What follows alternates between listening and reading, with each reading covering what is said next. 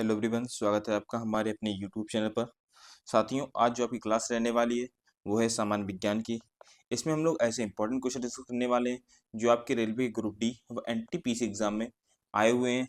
और इस बार काफ़ी चांसेस हैं कि ये क्वेश्चन आपके एग्जाम में पुनः आए। तो जो भी साथी हमारे एग्जाम की तैयारी कर रहे हैं वो वीडियो को अंत तक देखिएगा। चैनल पर नए हैं, चैनल को भी सब्सक्राइब कर लीजिए, बेल आइकन को प्रेस कीजिए ताकि वीडियो की लेटेस्ट नोटिफिकेशन सबसे पहले आपको मिले। पहला क्वेश्चन हम देखते हैं। पहला क्वेश्चन हमारा है, कौन सा परमाणु का उप परमाणु कण नहीं है? तो परमाणु तीन चीजों से मिलकर बना होता है, इलेक्ट्रॉन, प्रोटॉन और न्यूट्रॉन। तीन तत्वों से मिलकर बना होता है। तो सही आंसर क्या होगा? ए इसका सही आंसर होगा, जिनॉन। जिनॉन क्या है? जिनॉन एक आपकी अक्रिय गैस है, अक्रिय गैस, जिसका परमाणु क्रमांक है 54। तो सही आंसर क्या रहने वाला है? ए इसका सही आंसर रहने वाला है। अगला क्वेश्चन, इलेक्ट्रिक चार्ज क्यू बटे समय टी ये किसके बराबर होगा? तो ये इलेक्ट्रिक धारा के बराबर होगा। ए इसका सही आंसर रहने वाला है, इलेक्ट्रिक धारा के बराबर होगा। जो इलेक्ट्रिक धारा होती है इसका मापक क्या होता है यार, इसका एसआई मात्रक क्या है? तो है एम्पियर। तो ये भी आपको याद रखना है, ए इसका सही आंसर रहने वाला है। अगला, 20 न्यूटन का एक बल एक वस्तु को 2 मीटर विस्थापित कर देता है और 20 जूल कार्य करता है। बल और विस्थापन के बीच कोण क्या होगा? देखिए, बल हमारा कितना लग रहा है? F, ये 20 न्यूटन है। डिस्टेंस यानी D, ये कितनी है? ये 2 मीटर की है। और जो कार्य हो रहा है W वर्क, ये है 20 जूल। तो बल और विस्थापन के बीच कोण को निकालने के लिए फार्मूला होता है W बराबर FD cos थीटा। वर्क हमारा कितना है? 20 है। फोर्स कितना हमारा? ये भी 20 है। और डिस्टेंस कितना है? 2। इसके बाद कॉस थीटा, तो 20 से 20 कट जाएगा, एक और यहाँ पे एक आएगा। एक गुणे दो, दो ही होगा। एक बराबर 2 कॉस थीटा। तो कॉस थीटा को इधर लाएंगे तो हो जाएगा 1/2। कॉस थीटा बराबर 1/2 ये होता है, थीटा बराबर 60 अंश। तो सही आंसर क्या रहने वाला है? ए इसका सही आंसर हो जाएगा। अगला क्वेश्चन, किसी सैटेलाइट और पृथ्वी के बीच आकर्षण का गुरुत्वाकर्षण बल को तेजी प्रदान करता है। तो कौन प्रदान करता है? अभिकेंद्रीय बल ये प्रदान करता है। ए इसका सही आंसर होगा, अभिकेंद्रीय बल। अगला, निम्न में से कौन सी भौतिक मात्रा में किए गए कार्य की गति को मापती है? तो मापती है शक्ति। शक्ति कार्य की गति को मापती है और कार्य करने की दर को ही हम लोग शक्ति कहते हैं। इसके अलावा इसका एक और मात्रक होता है शक्ति का, जो होता है हॉर्स पावर। हॉर्स पावर, अश्व शक्ति, ये होती है 746 वाट। और शक्ति का मात्रक क्या होता है? ये वाट होता है। और दूसरा मात्रक क्या है आपका? Horse power. तो ये मात्रक भी आपको याद रखने हैं। डी इसका सही आंसर होगा। साथियों, वर्तमान में जो आपकी क्लास चल रही है, इसकी यदि आपको पीडीएफ चाहिए तो आप हमारे टेलीग्राम चैनल पर जुड़ सकते हैं। उसका लिंक डिस्क्रिप्शन बॉक्स में, वहां जाइए और आपको उसको फ्री में पीडीएफ मिल जाएगी।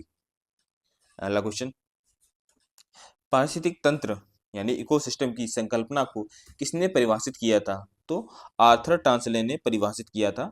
ए इसका सही आंसर होगा, आर्थर टांसले। अब आपके लिए इंपॉर्टेंट सूचना है, जो भी साथी हमारे ग्रुप डी व एनटीपीसी एग्जाम की तैयारी कर रहे हैं उनके लिए हम लेकर आए हैं सामान्य ज्ञान और सामान्य विज्ञान का एक पीडीएफ नोट्स में कोर्स। इसमें हम लोग ऐसे आपको नोट्स प्रोवाइड कराने वाले हैं कि जो इस प्रकार से रेलवे प्रीवियस ईयर में क्वेश्चन पूछता है उसी प्रकार से हमने कंटेंट तैयार किया है, उसी प्रकार से आपका कोर्स भी होगा। तो जो भी साथी तैयारी कर रहे हैं तो अपनी तैयारी को और इनहेंस करना चाहते हैं, अच्छा करना चाहते हैं, तो आप हमारे कोर्स को परचेस कर सकते हैं। कोर्स कीमत मात्र रहने वाली है 199 रुपये। और वर्तमान में छूट चल रही है, तो ये कोर्स आपको मिल जाएगा मात्र 149 रुपये में। आपको ये छूट में कोर्स में मिल जाएगा। कोर्स को अवेल करने के लिए आप हमारे ऐप एग्जाम बेब को डाउनलोड कर लीजिए, वहाँ आपको ये कोर्स मिल जाएगा। आपको यदि कोई क्वेरी करनी है तो हमारी ये दी गई व्हाट्सअप नंबर है, ये हमारा कॉल का नंबर है, आप हमसे संपर्क कर सकते हैं। चलिए अगला क्वेश्चन देखते हैं हम लोग। प्रचुर मात्रा में उपलब्ध ज्वलनशील प्राकृतिक गैस कौन सी है? तो ज्वलनशील गैस कौन सी है प्राकृतिक रूप से? तो मीथेन है। बी इसका सही आंसर होगा। और इसका फार्मूला होता है, रासायनिक फार्मूला CH4।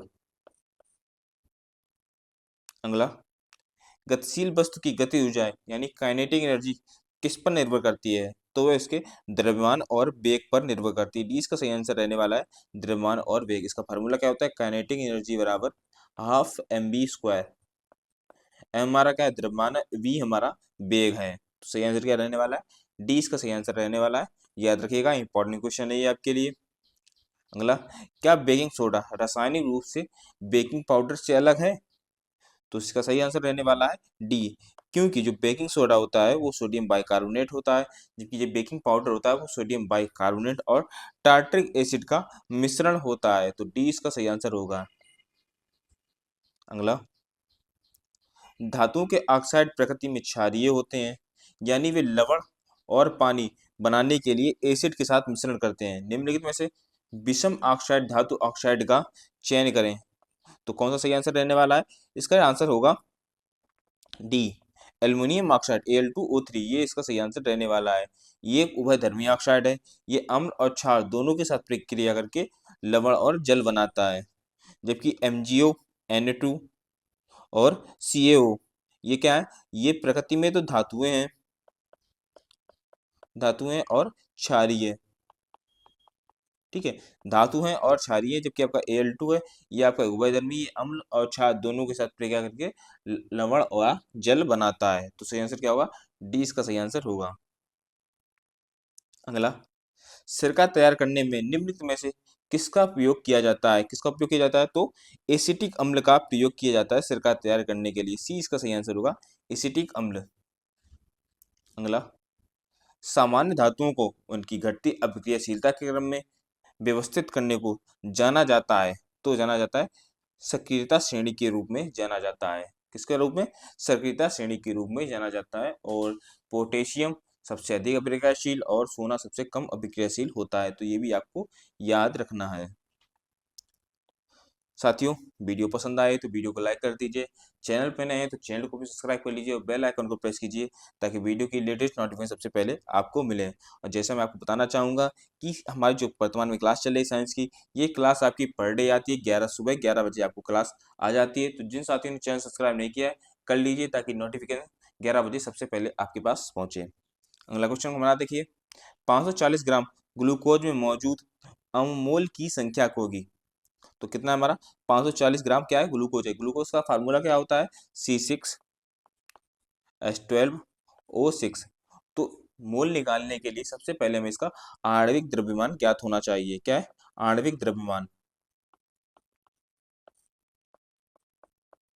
इसको कैसे निकालेंगे? तो ये होता है जो तत्व है उसमें प्रोटॉन और न्यूट्रॉन का योग। तो सबसे पहले कार्बन निकालेंगे। कार्बन 6 × 2, परमाणु क्रमांक 6 होता है तो 12 होगा इसका। हाइड्रोजन का 1 × 1 ये होगा 1। ऑक्सीजन का 8 × 2 16। अब चलिए इनमें मान रख देते हैं। तो कार्बन कितना है? 6 है और ये हमारा 12 था, ठीक है। तो 6 × 12 72 होगा आपका। इसके बाद हाइड्रोजन हमारे 12 हैं, 12 × 1 12 और इसके बाद 16, 16 में गुणे आपका कितना है? 6। तो ये आपका आएगा 96। सबको जोड़ लेंगे तो आएगा आपका 180 आ जाएगा, ठीक है। 180 और आपका कितना है? 540 ग्राम ग्लूकोज है तो 540/180 तो आपका आएगा काट पीट के 3 आ जाएगा। सही आंसर क्या आएगा? डी इसका सही आंसर हो जाएगा 3। कितनी मोल संख्या है? 3 मोल संख्या है। अगला देखिए, किसी तत्व के समस्थानिक की द्रव्यमान संख्या 298 है। यदि उसके नाभिक में 188 न्यूट्रॉन है तो उसके परमाणु संख्या कितनी होगी? तो द्रव्यमान कितना है? 298 है और न्यूट्रॉन कितने हैं? 188 है। तो द्रव्यमान संख्या क्या होती है?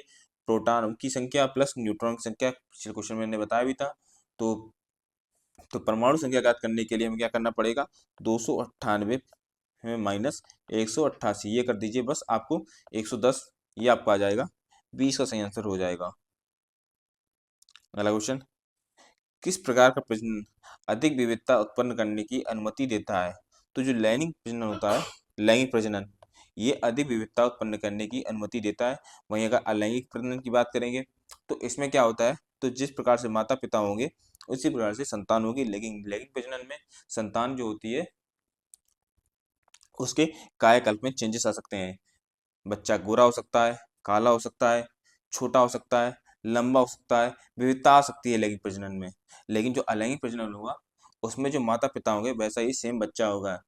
जिस प्रकार से आप जानवर देखिए। अगला क्वेश्चन देखते हैं। पौधों में नर प्रजनन प्रणाली का एक हिस्सा है तो वो है पुंकेसर। पुंकेसर जो है ये नर प्रजनन प्रणाली का हिस्सा है, इसे पौधे का नर जननांग कहते हैं। डी इसका सही आंसर होगा। अगला क्वेश्चन। उस अंग का नाम बताइए जहां भ्रूण विकसित होता है तो गर्भाशय में भ्रूण विकसित होता है। सी इसका सही आंसर होगा। अगला। निम्नलिखित में से कौन सा जानवर ट्रिप्लोप्लास्टिक नहीं है तो कौन सा है? जेलीफिश। जेलीफिश ट्रिप्लोप्लास्टिक नहीं है। बी इसका सही आंसर होगा। अगला। रक्त में पाया जाने वाला खालिस्तान बनना है ऑक्सीजन परिवहन के लिए जिम्मेदार है तो वो है आरबीसी। आरबीसी हमारे रक्त में ऑक्सीजन परिवहन के लिए जिम्मेदार है। 20 का सही आंसर होगा। और आज की क्लास का लास्ट क्वेश्चन देख लेते हैं कि निम्नलिखित में से कौन सा एक द्विलिंगी पुष्प है। तो द्विलिंगी पुष्प है सरसों। सरसों हमारा एक द्विलिंगी पुष्प है। तो आज क्लास के लिए बस इतना ही रखते हैं। मिलते हैं अगली क्लास में।